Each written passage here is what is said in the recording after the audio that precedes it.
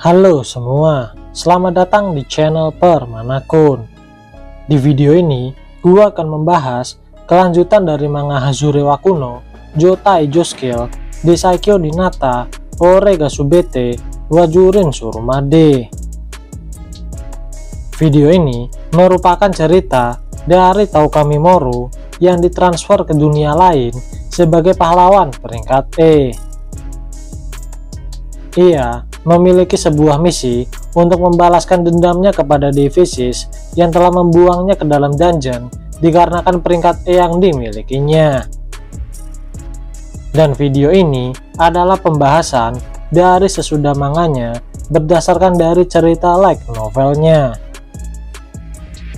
Dan bagi kalian yang ingin mengetahui cerita sebelumnya, kalian bisa cek di bagian deskripsinya.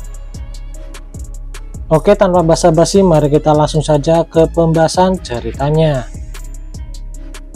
Cerita dimulai di saat Kashima Kobato bertanya kepada Belzega apakah ia adalah Touka Mimoru. Mendengar pertanyaan Kobato, Belzega pun segera menyangkalnya. Namun, sesaat kemudian, sambil sedikit gemetar, Kobato berkata bahwa hal itu tidak mungkin karena di atas kepalamu aku bisa membaca status milikmu. Mendengar hal itu, dalam benak Touka, mungkin itu adalah sebuah skill yang dimiliki oleh Kobato. Mengingat hanya Devisis saja yang bisa membaca status milik orang lain. Kemudian Touka berkata, "Sudah lama ya kita tidak bertemu. Kau masih cengeng saja meskipun sudah merasakan pertempuran di dunia ini." Mendengar hal itu, seketika air mata Kobato pun mulai mengalir.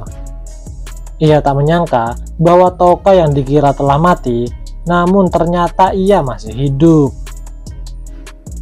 Di sini, Kobato pun mulai bercerita awal ia menyadari bahwa Belzega adalah Touka ketika di ruang negosiasi. Serta Kobato juga bercerita mengenai kekuatannya yang bisa membaca status milik pahlawan lain. Setelah itu, Kobato pun meminta maaf kepada Touka. Ia merasa bersalah karena tak bisa membantu Touka ketika Touka dibuang oleh Devisis ke dalam dungeon. Touka berkata bahwa hal itu sudahlah wajar.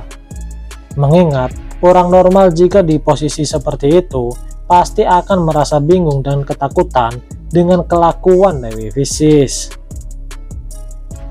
Touka memiliki sebuah permintaan kepada Kobato.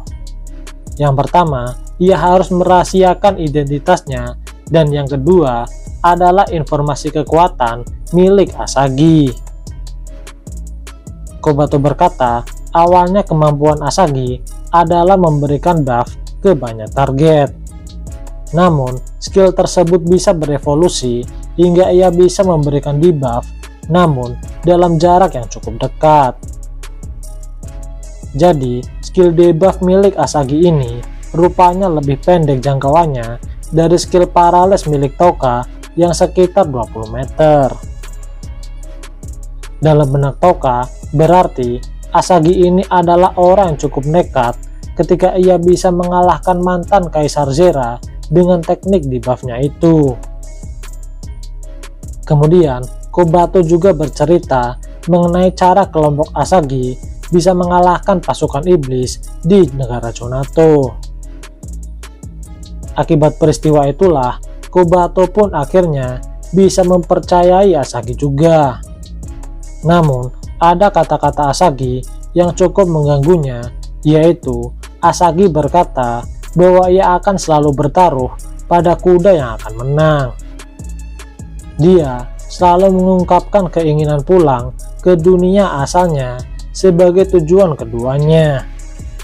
Dan yang paling diprioritaskan adalah keselamatan dari teman-temannya. Dan oleh sebab itu, alasan kelompok Asagi tak pernah mendapat luka serius adalah hasil dari kepemimpinan Asagi ini. Awalnya, menurut Kobato, Asagi adalah orang yang cukup menakutkan. Namun, lama-kelamaan ia mulai berubah dan bahkan sesekali ia akan curhat kepada Kobato. Mendengar hal itu, akhirnya Toka pun sedikit paham mengenai sifat yang dimiliki oleh Asagi ini. Kemudian, setelah mereka cukup bernostalgia, mereka berdua pun memutuskan akan meninggalkan tempat ini dan kembali ke dalam aula pesta. Ketika di pintu masuk, rupanya sudah ada Asagi yang ternyata telah mengamati mereka berdua. Di sini, Bilzega bercerita bahwa Kobato hanya ingin mengetahui bagaimana keadaan dari Ayaka Sogo. Dan oleh sebab itu, Bilzega menceritakan mengenai pertemuannya dengan Ayaka Sogo ketika di benteng Kastil Putih. Awalnya, Asagi cukup kesal dengan Bilzega karena membuat Kobato menangis. Namun, setelah tahu alasannya, ia pun memakluminya. Setelah mengobrol cukup singkat, mereka bertiga pun mulai kembali masuk ke dalam ke ruang aula pesta. Keesokan harinya, akhirnya Jenderal Luheid pun kembali ke dalam ibu kota Mira. Luheid memberikan informasi bahwa monster bermata emas yang ada di Nightwall saat ini mulai terjadi pergeseran. Ia berasumsi mungkin Raja Iblis saat ini benar-benar telah mati. Kemudian, ia juga menginfokan bahwa negara Nea dan juga Bakuos telah mengirimkan pasukan mereka untuk membantu Ulza dalam melawan pasukan Mira. Mendengar hal itu, Kaisar Zine pun sangat terkejut. Dengan demikian, ia harus mempercepat untuk segera membuka ruang bawah tanah yang ada di bawah kastil ini. Segera, mereka semua pun pergi menuju ke tempat tersebut. Kemudian, cerita pun berganti. Saat ini, Devisis beserta rombongannya sudah sampai di negara Magnar dan sedang beristirahat. Di sisi lain, pasukan dari White Wolf yang ditempatkan di Jonato, saat ini mereka mulai bergerak ke timur agar bisa memberikan serangan menjepit ke para pasukan iblis. Di sini, Dewi yang sedang memegang dokumen sangat merasa senang dengan kinerja Nyantan Kikipat. Dan oleh sebab itu, di masa mendatang, ia akan mencoba agar Nyantan Kikipat agar tetap berada di sisinya. Kemudian, Devisis pun mulai memikirkan kembali kenapa rencana yang disusunnya selama ini bisa mengalami kemunduran seperti ini. Padahal, selama ini ia selalu bisa memenangkan pertempuran ketika melawan pasukan iblis meskipun kehilangan beberapa pion. Namun kali ini, situasi ini seperti ada variabel tertentu yang membuat rencananya menjadi berantakan. Devisis mulai memikirkan kembali mengenai kematian dari Sivit Gatland. Dewi mendengar bahwa kematian dari Sivit Gatland disebabkan oleh sebuah kelompok yang bernama Asinto. Dan menurut Putri Cattleya bahwa Bilzega adalah mantan anggota Asinto dari fraksi yang lebih kecil. Dewi menduga mungkin Asinto membunuh Sivit untuk mendapatkan Sheraz Azrain, namun karena ada konflik internal, Bilzega pun membawa kabur Sheraz dari kelompok Asinto, dan oleh sebab itu, sebagai balasannya, Sheraz pun ikut menjadi anggota dari kelompok Bilzega. Namun, yang membuat Dewi bingung, mengapa sampai saat ini fraksi kelompok yang dipimpin oleh Muaji tak menunjukkan batang hidungnya. Apakah mungkin ia telah mati dalam pengejaran Sheraz tersebut? Kemudian, Dewi pun mulai memikirkan kembali untuk langkah ke depannya. Setelah Sogo mengalahkan Raja Iblis, maka itu akan memudahkannya. Dan jika esensi Raja Iblis bisa jatuh ke tangannya, maka semuanya akan menjadi lebih mudah. Namun, meski begitu, ada masalah lain, yaitu mengenai sihir kutukan yang mampu mengalahkan Sivit, Jundu, dan juga Heroic Sword. Dia berpikir, apakah mungkin itu adalah sebuah sihir kuno? Atau mungkin itu adalah sebuah racun? Namun, racun macam apa yang bisa membunuh mereka semua? Setelah itu, mata Dewi pun tertuju pada salah satu kertas laporan yang ada di mejanya. Oh ya, untuk penjelasan, laporan yang ada di meja Dewi terbagi menjadi laporan yang diprioritaskan dan yang tidak terlalu diprioritaskan.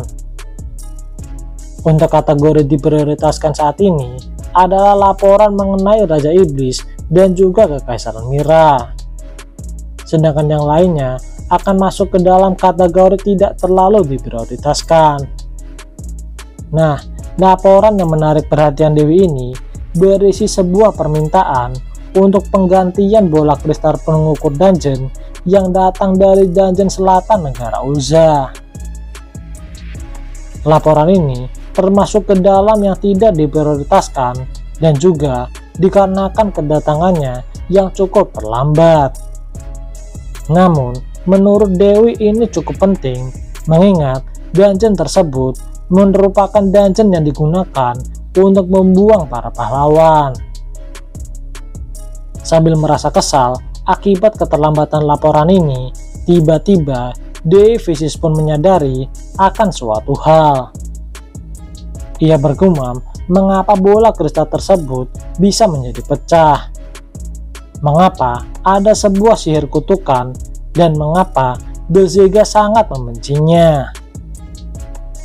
Setelah berpikir, Dewi berdeduksi bahwa identitas asli dari Belzega adalah Touka Mimoro.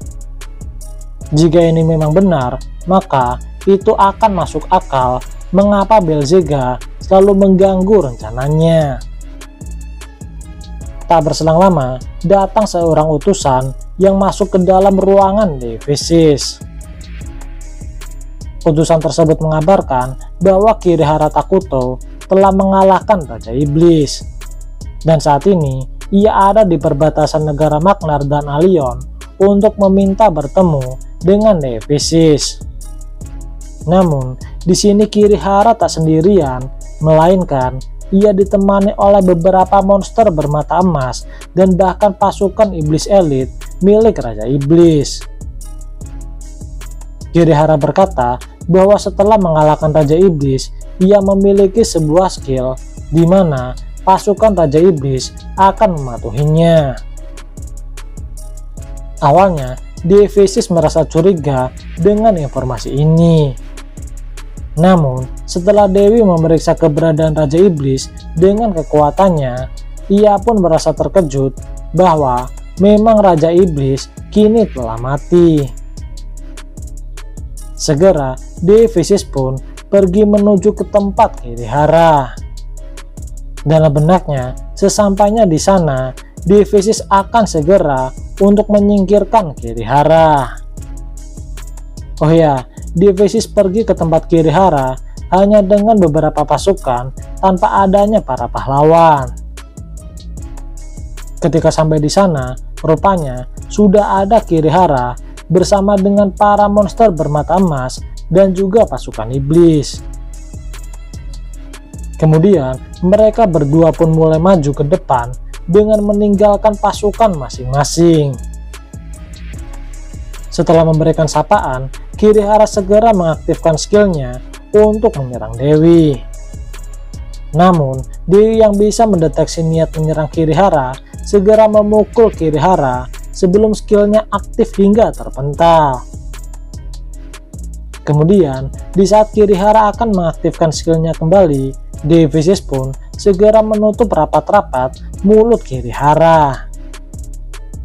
Dengan kondisi seperti ini, segera Dewi Visis pun melakukan pemeriksaan kepada skill yang dimiliki oleh Kirihara. Betapa terkejutnya Dewi bahwa Kirihara memiliki sebuah skill yang bisa mengendalikan monster bermata emas. Bahkan diketahui Kirihara ini juga sempat mengaktifkan skillnya tersebut karena menganggap bahwa mungkin dia bisa dikendalikan. Setelah memeriksa skill milik Kirihara, Dewi pun segera melepaskannya untuk berbicara kepada Kirihara. Kirihara berkata bahwa ini adalah ujian yang diberikan oleh raja kepada Dewi. Jika Dewi tak bisa merasakan niat permusuhan dari Kirihara, maka Dewi adalah makhluk yang lemah. Di sini, sebagai apresiasi, Dewi akan memaafkan Kirihara atas pemberontakannya. Namun yang anehnya, justru Kirihara lah yang akan memaafkan Dewi karena menciptakan dunia dengan orang-orang yang berhati lemah.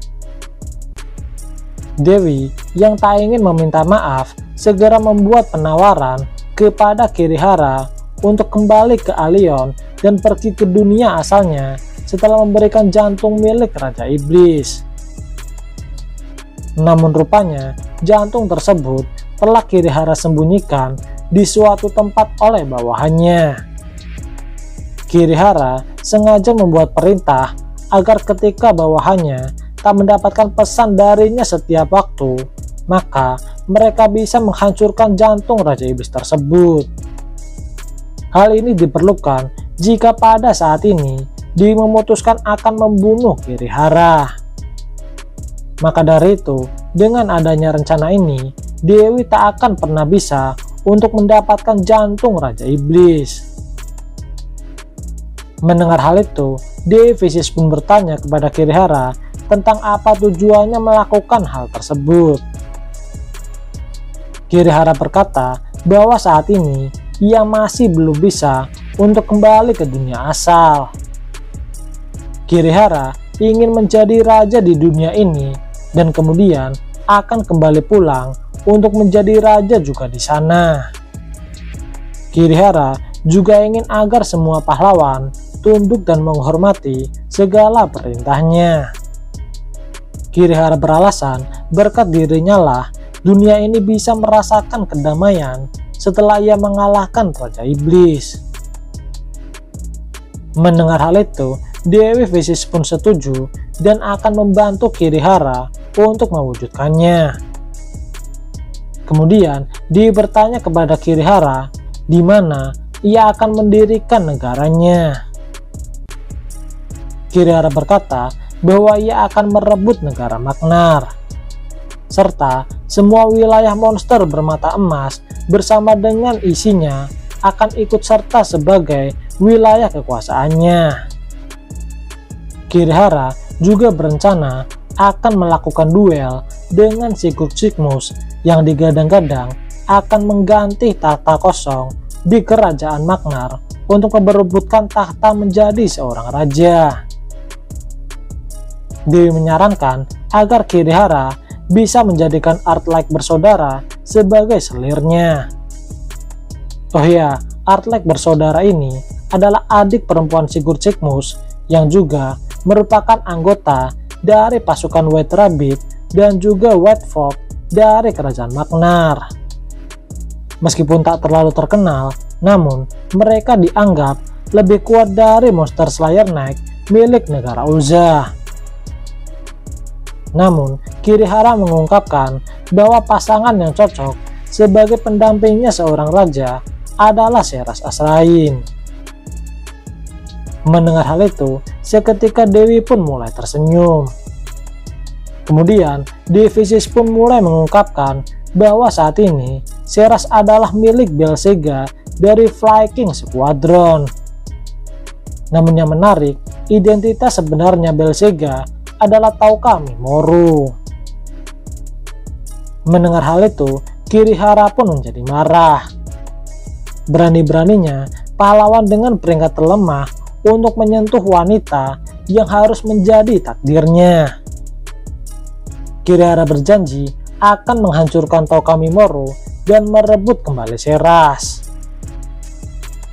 Setelah itu, Kirihara dan Devi Vicious pun memutuskan akan bekerja sama. Dengan begini, aliansi Raja dan Dewi pun seketika terbentuk untuk mencapai tujuan mereka masing-masing. Oke, sekian dulu video pembahasan light novel Hazuri wa Kuno, Joutai Joskiel, Desaikyo Ninata, Ore ga Subete, Wajurin Surumade. Jangan lupa like dan subscribe apabila kalian menyukai video ini. Dan jangan lupa aktifkan lonceng notifikasinya agar kalian dapat notifikasi ketika channel ini update video terbaru. Oke, see you.